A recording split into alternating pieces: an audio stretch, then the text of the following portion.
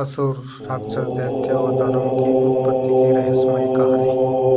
आमतौर पर हम राक्षस, दैत्य, दानव और असुरों को एक ही तरह के प्राणी के रूप में समझते हैं, जबकि इन सभी के बीच एक व्यापक भेद है। और राक्षस, दैत्य, दानव और असुर सभी अलग-अलग प्राणी के रूप में सनातन धर्म में पाए जाते रहे हैं। सनातन धर्म के लगभग सभी पुराणों और अन्य ग्रंथों में दैत्यों की उत्पत्ति की कथा दी गई है।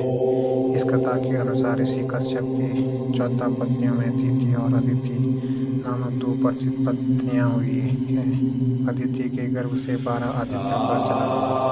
ये 12 आदित्य हैं इंद्र, वरुण, मित्र, अरिमया, विहुश्वान, पूषा, त्वष्टा, भृंग, सविता, धाता, विधाता और वामन। दिति के पुत्र हैं दैत्य। ऋषि कश्यप की दूसरी पत्नी दिति के गर्भ से हिरण्याक्ष और हिरण्यकश्यप नामक 2 दैत्यों का जन्म हुआ। दिति के पुत्र होने की वजह से इन्हें दैत्य कहा गया। हिरण्याक्ष का वध भगवान विष्णु ने 12 अवतार के द्वारा किया गया, जबकि हिरण्यकश्यप का वध भी भगवान विष्णु ने नरसिंह अवतार के द्वारा किया गया। हिरण्यकश्यप के पुत्र प्रहलाद को भगवान विष्णु का महान भक्त माना जाता है। प्रहलाद के पुत्र विरोचन हुए और विरोचन के पुत्र दैत्यराज बलि हुए। दैत्यराज बलि ने जब देवताओं से तीनों लोगों को जीत लिया, तब उनसे स्वर्ग और पृथ्वी लोक को वापस पाने के लिए विष्णु के अवतार के रूप में भगवान वाहन का जन्म हुआ।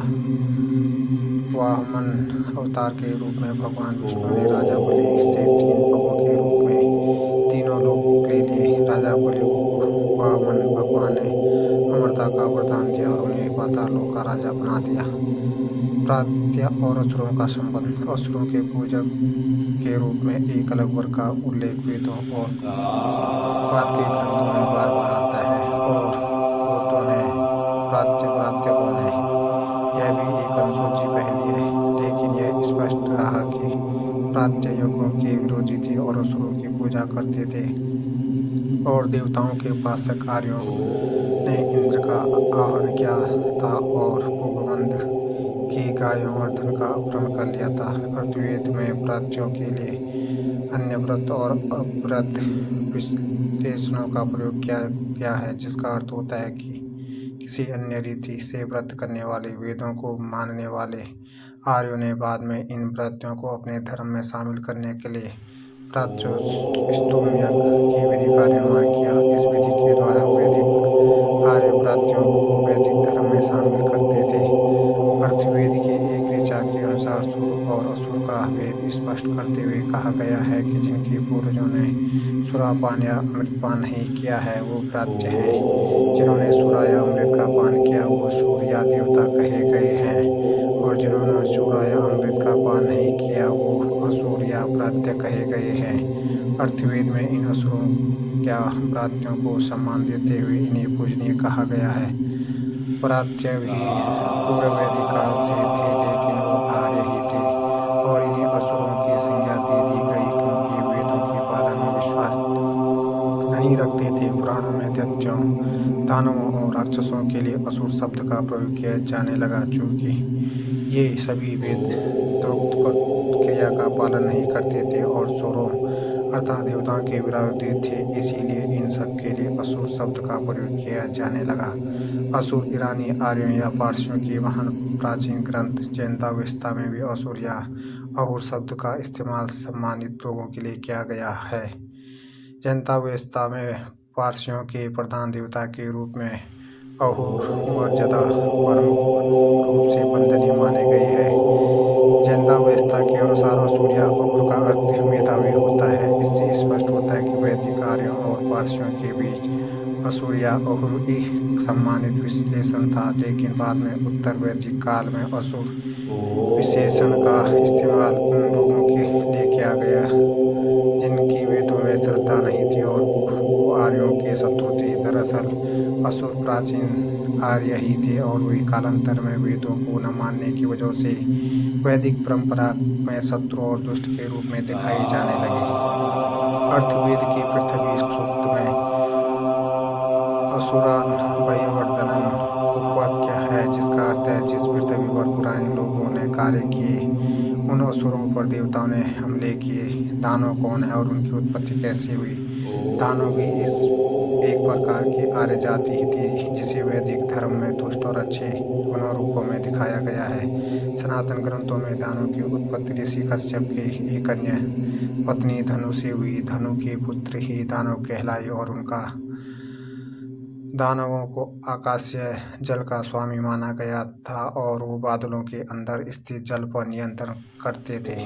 धनु के पुत्र वृत्र को असुर कहा गया क्योंकि वो वैदिक देवता इंद्र का शत्रु था और उनसे मेघों में स्थित जल के प्रवाह को रोक दिया था। इंद्र ने अपने वज्र से वृत्रासुर का संहार कर दिया और जल की वर्षा की। ऋग्वेद के अलावा बाद के ग्रंथों में भी इस युद्ध का जिक्र बार बार किया गया है। पौराणिक कथा के अनुसार दानवों को इंद्र ने स्वर्ग से निकाल दिया। इसके बाद दानवों ने विंध्य पर्वत के पास शरण ली। दानवों में नमुची, वृत्र, अयोमुख, संबर आदि प्रमुख है जिनका इंद्र के साथ संघर्ष हुआ। दानवों में मयदानव का उल्लेख रामायण और महाभारत में भी आता है और उसे विश्वकर्मा की तरह महान शिल्पकार बताया गया। उसके पास मायावी शक्तियाँ थी और वे मायावी महलों का निर्माण करता था। राक्षसों की उत्पत्ति का रहस्य। जहाँ एक तरफ दानवों को आकाशीय जल का स्वामी माना जाता है, वहीं राक्षसों की उत्पत्ति समुद्रगत जल के अंदर रहने वाले प्राणियों की रक्षा के लिए हुआ था। पौराणिक कथा के अनुसार ब्रह्मा ने समुद्र के अंदर रहने वाले प्राणियों के लिए दो प्रकार के जीवों का निर्माण किया। समुद्रगत जल के अंदर रहने वाले प्राणियों की रक्षा के लिए राक्षसों का निर्माण किया और जल के अंदर रहने वाले प्राणियों के अंदर वैदिक धर्म का विस्तार करने के लिए यक्षों की उत्पत्ति की गई। यक्षों ने जहाँ यज्ञों के प्रचार का कार्य लिया, वहीं राक्षसों को रक्षा का भार दिया गया। ये वैसे ही था जैसे पृथ्वी पर ब्राह्मणों को धर्म के प्रचार का कार्य सौंपा गया था, तो क्षत्रिय को समाज की रक्षा का दायित्व सौंपा गया था। दरअसल राक्षस और यक्ष जल के अंदर के संसार के क्षत्रिय और ब्राह्मण थे। राक्षसों ने रक्ष संस्कृति की स्थापना की और यक्षों ने यक्ष संस्कृति की स्थापना की। वाल्मीकि रामायण में राक्षसों की उत्पत्ति की कथा। वाल्मीकि रामायण के उत्तरकांड में राक्षसों और यक्षों की उत्पत्ति का वर्णन है। राक्षसों की उन्नति की कथा। इन्हीं राक्षसों में हेति और परिहेति नामक दो भाई हुए। इनमें परिहेति ने संन्यास और धर्म का आश्रय ले लिया और हेति राक्षसों का अधिपति बन गया। हेति का विवाह काल की पुत्री भैया के साथ हो गया।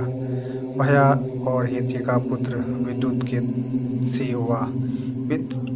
विद्युत केसी का विवाह संध्या की पुत्री सालकंठकंठा से हुआ। सालकंठकंठा ने हेति के से एक पुत्र को जन्म दिया और जन्म देते ही उसे त्याग कर कहीं और चली गई। इस पुत्र को शिव और पार्वती ने देखा और पार्वती ने उसे अपने पुत्र के समान प्रेम देकर उसका नाम सुकेश रखा। भगवान शिव ने सुकेश को अमरता का वरदान दे दिया। सुकेश के 3 महाबली पुत्र मल्यवान, सुमाली और माली थे। मल्यवान, सुमाली और माली ने लंका को अपना निवास स्थान बनाया। इसके बाद इन तीनों ने तीनों लोकों को जीतने के लिए देवताओं से युद्ध छेड़ दिया। इस युद्ध में राक्षसों की पराजय हुई और उन्हें लंका छोड़कर वापस पातालोक चले गए। इन्हीं सुमाली की पुत्री सुकेशी ने ऋषि पुल्यच्छ से विवाह की याचना की और सुकेशी के 3 पुत्र रावण, कुंभकर्ण और विभीषण हुए और एक पुत्री शूर्पणखा का जन्म हुआ। समस्त राक्षस जाति का विस्तार सुकेश और उसके पुत्रों के द्वारा ही हुआ। कहानी आप लोगों को अगर अच्छी लगी तो चैनल को लाइक शेयर करें और चैनल का सदस्य जरूर बने। धन्यवाद।